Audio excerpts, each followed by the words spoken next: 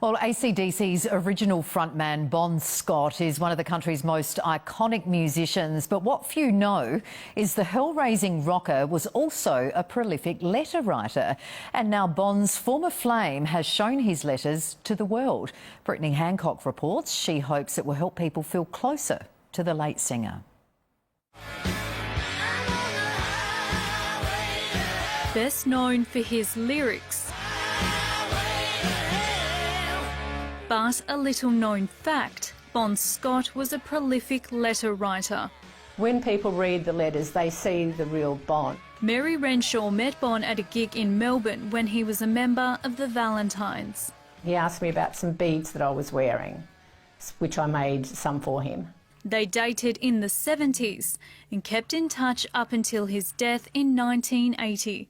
He was a pretty mercurial sort of guy, and he was always full of energy, and he loved his friends, and he would sort of write to us all.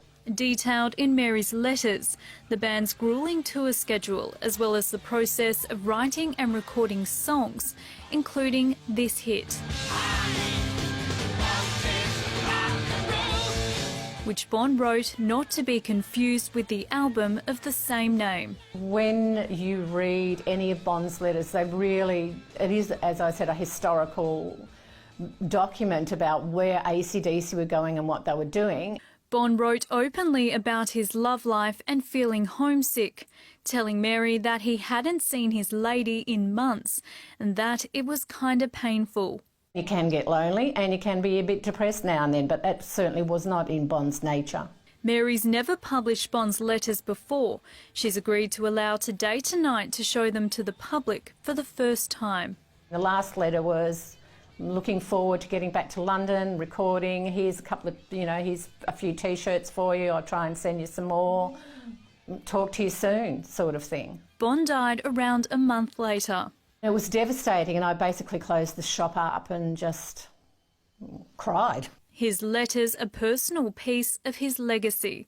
People all love reading letters because that's how you get to know the real Bon, That's personal stuff that he's writing to his friends, and that's what people really want to know. In another letter to another ex-girlfriend, Valerie, Bon wrote that he was beginning to feel and look just a little haggard while touring the US.